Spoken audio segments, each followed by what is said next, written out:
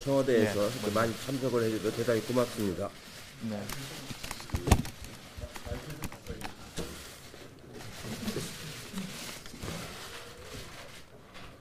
오늘은 내년도 예산안을 중심으로 해서 당정청이 서로 정책을 논의하는 매우 중요한 자리가 되었습니다. 대통령께서 시정연설을 하시고 특히 포용적 국가를 말씀을 하셨습니다. 모두가 함께 잘 사는 나라를 만들자는 취지로 이렇게 말씀을 하셨습니다. 이제부터 이제 본격적으로 우리 정부가 편성한 예산이 성립되는 첫 번째 예산이라고 해도 과언이 아닙니다. 작년 예산은 기초적인 작업을 전임 정부에서 한 거기 때문에 우리가 부분적으로 손질을 했는데 내년 예산은 우리가 전면적으로 이제 편성을 시작을 했습니다. 특히 예산 규모도 커졌을 뿐만 아니라 국방 예산을 8.2% 증액시켜서 자주국방을 확실히 하자는 의지를 잘 드러낸 예산이라고 볼 수가 있고요. 특히 이제 22조 원에 이르는 아동수당, 그다음에 청년지원금, 근로장려금, 일자리 안정자금, 어르신 기초연금 등이 민생에 관련된 매우 중요한 예산이라고 할 수가 있겠습니다. 이 포용국가를 위해서 여러 가지를 많이 해야 되는데 그 중에서 일자리를 잘 만들어내는 것이 내년 예산의 가장 중점 사항이라고 할 수 있습니다. 앞으로 이제 11월 한 달 동안 당과 정부가 긴밀히 협의를 해서 이런 예산들이 잘 편성되도록 노력을 하는 것이 매우 중요하다고 생각을 합니다. 편성만 중요한 것이 아니고 내년에 집행하는 거 굉장히 중요합니다. 예전에 보면은 편성을 했어도 제때 집행이 되지 않아서 나중에 서둘러 집행하는 경우가 많은데 연초부터 집행이 착실하게 이루어지도록 정부 측에서 사전에 준비를 많이 해주실 것을 다시 한번 부탁의 말씀을 드리겠습니다. 우리가 의석이 그렇게 넉넉지 않기 때문에 야당을 잘 설득하는 일도 매우 중요한 일입니다. 예산을 가능한 한 낭비되지 않도록 잘 관리를 하면서도 야당의 동의를 이끌어내는 합의된 예산안이 정기국회에서 꼭 통과될 수 있도록 최선을 다해 주시기 바랍니다. 이상입니다. 네, 다음은 이낙연 국무총리의 발언이 있겠습니다.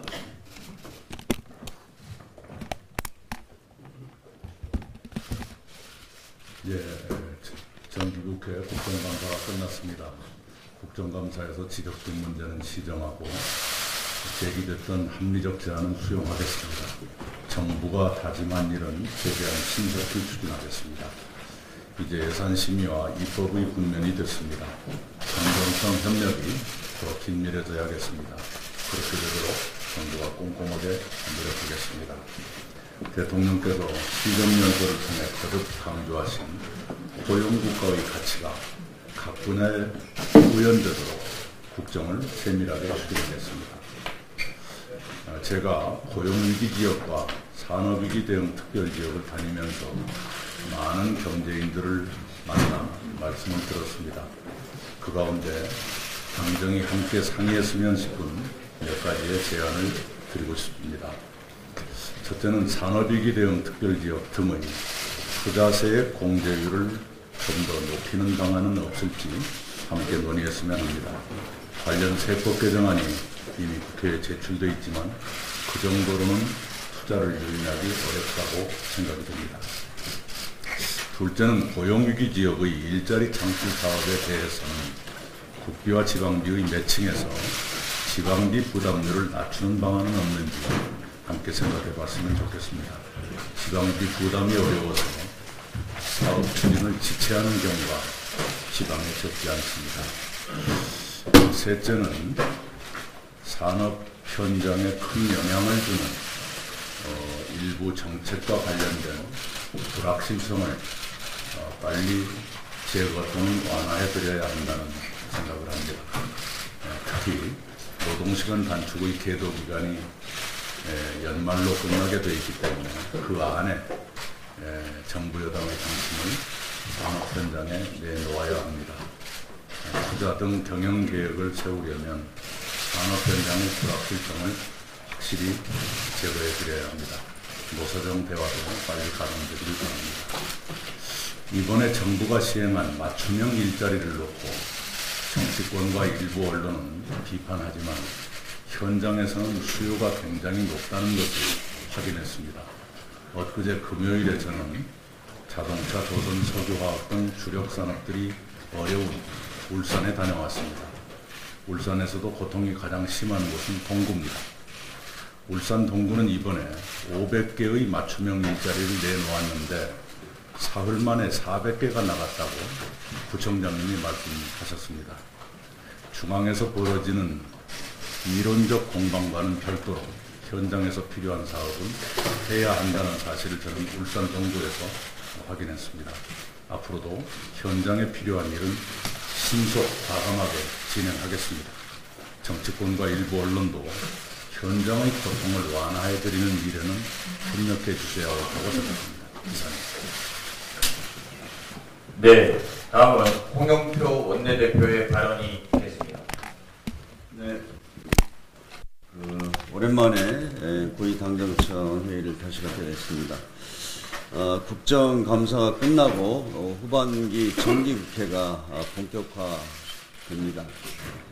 이번 국정감사 과정에서 여야가 제기했던 국정운영의 문제점이나 지적사항들은 정부가 선제적으로 시정할 것은 시정하고 또 개선할 것은 개선하는 그런 모습을 보여주시기 바랍니다. 예산안 심의와 민생경제 입법 논의가 시작됩니다만 특히 우리 경제와 민생경제에 활기를 불어넣을 펌프가 제대로 작동하기 위해서는 충분한 마중물이 필요합니다. 이를 위해서 민생과 경제, 일자리를 위한 충분한 예산 확보가 중요합니다. 이번 국회 대통령 시정연설에서 함께 잘 사는 토용국가를 만들어 가자 이런 말씀을 했습니다. 재정 건전성을 지키면서도 우리 경제사회 구조적 문제를 선제적으로 해결하는 체질 개선 예산이고 청년 자영업자를 살리는 활력 예산이 될 것입니다. 또 대한민국의 새로운 성장 엔진을 만들어내기 위한 혁신 예산이 될 것입니다. 세부 내역 하나하나를 보면 대한민국의 오늘과 내일을 위해 반드시 필요한 예산입니다. 내년 세입 예산을 차질 없이 확보하고 핵심 정책을 정상적으로 추진하자면 20가지에 이르는 예산 부수 법안이 국회에서 반드시 통과되어야 합니다. 그리고 이번 정기국회 후반기에는 공정경제와 경제민주화의 제도적 기반도 완성해야 합니다. 공정거래법 전부 개정안, 상법 개정안, 유통산업발전법, 가맹사업법 등을 이번 국회에서 반드시 처리하겠습니다. 공정한 시장경제의 룰을 만들어야 경제적 불평등을 해소할 수 있고 지속 가능한 성장도 이룰 수 있습니다. 원활한 예산 심의와 입법을 위해서 야당의 협조가 필요합니다. 지난 금요일 자유한국당 김성태 원내대표가 아동수당 지급 범위를 90%에서 100%로 확대하자 이런 제안을 해준 것에 대해서 높게 평가합니다. 작년 국회에서 굉장히 진통을 겪었습니다만 이렇게 야당이 이렇게 해준 것에 대해서 저희들은 높게 평가하고 아울러서 김성태 대표는 아동수당을 소득과 관계없이 초등학교 6학년까지로 확대하고 3년 내에 30만 원으로 확대해서 저출산 문제를 극복하자 이렇게 제안을 했습니다. 사실 저출산 문제는 국가적인 과제입니다. 그렇기 때문에 저는 야당과 이런 문제를 충분하게 논의할 용의가 있습니다. 그러나 이 저출산 문제의 극복이 단순하게 예산, 재정만으로 되지 않는다는 것은 누구나 잘 알고 있을 것입니다. 우리 사회의 의식과 문화, 제도 여러 가지 측면에서 종합적이고 어떤 구조적인 계획이 있어야 가능하다고 생각이 됩니다. 그렇기 때문에 정부에서도 많이 노력하고 있습니다만은 국회에서도 저출산 극복을 위한 특별위원회 같은 것을 만들어서 실효성 있는 저출산 정책을 만들어 나갔으면 합니다.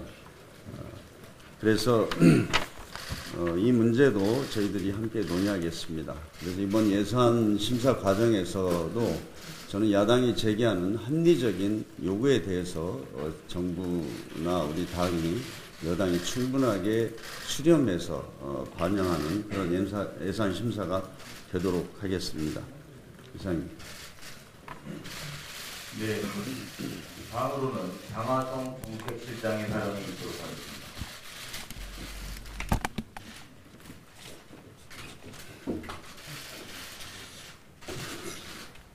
경제가 어렵다는 우려의 목소리가 많습니다. 영세 자영업자 서민들의 삶이 힘겹고 일자리가 기대한 만큼 늘어나지 않고 있습니다.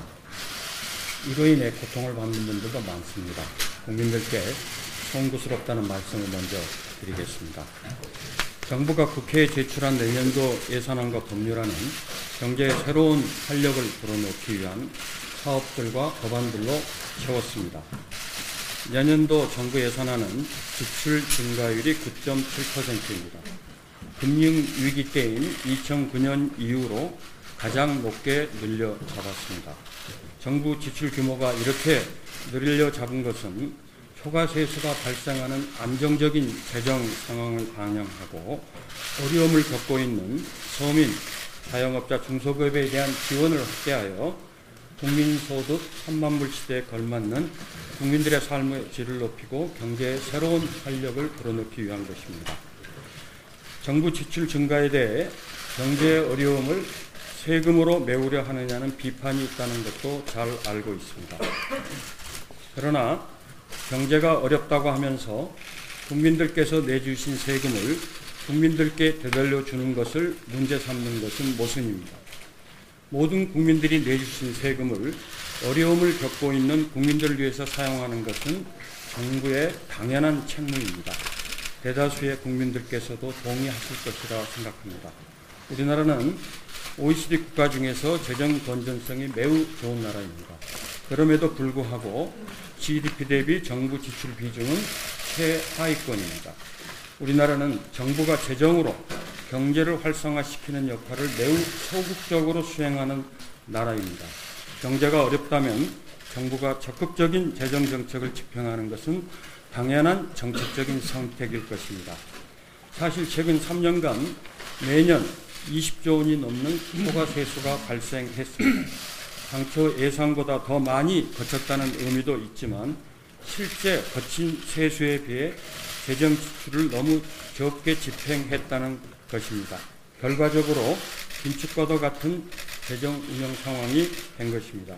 경제에 풀려야 할 돈이 정부의 주머니로 돌아와 버린 것입니다. 내년도 예산안은 이런 상황이 재발하지 않도록 세입을 충실하게 챙겼습니다. 또한 GDP 대비 국가 부채 비율을 지난해와 같은 수준으로 유지하여 재정 건전성을 전혀 악화시키지 않도록 세심한 배려를 했습니다. 재정 건전성을 악화시키지 않으면서 경제의 활력을 불어넣기 위해 확장적 재정을 편성했습니다. 일부에서는 최근의 경제 상황을 위기로 규정하기도 합니다. 올해와 내년 성장률이 당초 예상보다 다소 낮을 거라는 전망이 있습니다. 그러나 여전히 20% 후반의 잠재 성장률의 수준에 이르고 우리나라와 경제 수준이 비슷하거나 앞선 나라와 비교해서 결코 낮은 수준이 아닙니다. 우리 경제에 대한 근거 없는 위기로는 국민들의 경제 심리를 위축시켜서 경제를 더욱 어렵게 만들 것입니다. 우리나라 경제는 오랫동안 누적된 모순에 빠져 있습니다. 국민들의 생활 형편이 경제가 성장한 만큼 나아지지 않는 목적을 상실한 성장을 계속할 수는 없습니다. 경제가 성장하는데 양극화와 소득 불평등이 심해져서 국민들의 삶이 경제 성장과 괴리되는 모순을 계속할 수는 없습니다. 대기업과 중소기업의 불균형이 갈수록 커지고 갑질이 난무하는 불공정한 시장으로는 지속 가능한 성장을 할 수 없습니다. 한국 경제의 이러한 누적된 모순은 시장에서 만들어진 것입니다. 그리고 정부가 이를 바로잡기 위한 적극적인 역할을 하지 않았기 때문입니다. 문재인 정부는 이러한 모순을 바로잡기 위해서 소득주 성장, 혁신 성장, 공정경제의 정책으로 경제 구조를 바꾸고 있습니다. 경제를 소위 시장에만 맡기라는 일부의 주장은 한국 경제를 더 큰 모순에 빠지게 할 것입니다. 과거로 되돌아갈 수 없습니다. 함께 잘 사는 새로운 경제 구조를 만들어야 합니다. 경제 구조의 변화 과정에서 고통을 받는 일부 국민들과 자영업자, 중소기업인들께 다시 한번 죄송하다는 말씀을 드립니다. 내년 예산에는 일자리 확충과 저소득층, 영세 자영업자, 무직자, 그리고 장년, 노년층의 소득 확대를 위한 세심한 예산 책정을 했습니다. 국회에 제출된 예산안과 법률안이 통과되어 집행되면 내년에는 그동안 문재인 정부가 흔들림 없이 추진해온 소득주 성장, 혁신 성장, 공정경제의 실질적인 성과들을 국민들께서 체감하실 수 있을 것입니다. 일자리가 늘어나고 양극화와 소득 불평등이 개선되어 국민 소득 3만 불 시대에 걸맞는 함께 잘 사는 고용 국가의 새로운 출발이 될 것이라고 생각합니다. 감사합니다.